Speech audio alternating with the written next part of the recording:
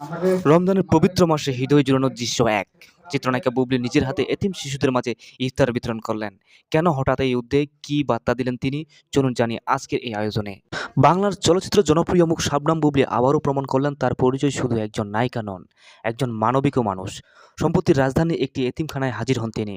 ক্যামেরার ঝলকানি নয়, ছিল কোনো কোনো সিনেমার শুটিং নয়, ছিল শুধু অসহায় শিশুদের মুখে হাসি ফোটানোর চেষ্টা।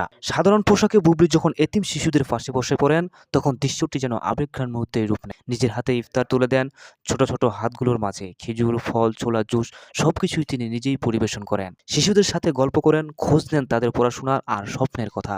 এক পর্যায়ে বুবলি বলেন, রমজানে আমাদের ত্যাগ আর সাম্প্রতিক শিক্ষা দেয়। এই শিশুদের হাসি আমরা সবচেয়ে বড় পাওয়ার। তার কথা ছিল না কোনো তরকা ভালুক অহংকার, ছিল শুধু আন্তরিকতা। অনেকে জানেন, ব্যস্ত ক্যারিয়ারের মাঝে সামাজিক কাজে যুক্ত থাকার চেষ্টা করেন তিনি, কিন্তু এতিমদের নিয়ে এভাবে সরাসরি সময় দেওয়া, এটা সত্যি প্রশংসার দাবি রাখে। উপস্থিত স্বেচ্ছাসেবকরাও জানে না বুবলি কোন প্রচারের জন্য নয়, সম্পূর্ণ ব্যক্তিগত উদ্যোগে এই আয়োজন করেন।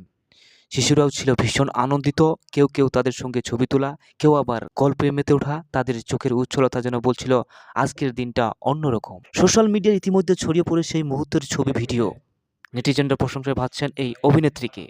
অনেকে বলছেন, তরকা যদি এইভাবে সমাজের পাশে এসে দাঁড়ায়, তাহলে পরিবর্তন আসবে। রমজানে এই পবিত্র সময়ে বুবলি এই উদ্যোগ নেন যেন আমাদের মনে করিয়ে দেয়, আমাদের আশেপাশে এই অনেক এতিম, অনেক অসহায় মানুষ যারা একটু ভালোবাসা আর যত্নের অপেক্ষায় থাকে। শেষে একটা প্রশ্ন রেখে যায়, আমরা কি পারি না অন্তত একটা দিন কারো মুখে হাসি ফোটাতে? আমাদের মতামত কি? বুবলি এই উদ্যোগে আপনি কি ভাবছেন? কমেন্ট করে জানাবেন। আর মানবিক গল্প পেতে আমাদের চ্যানেলটি সাবস্ক্রাইব করতে ভুলবেন না। আল্লাহ আমাদের সবাইকে ভালো কাজ করার তৌফিক দান করুক।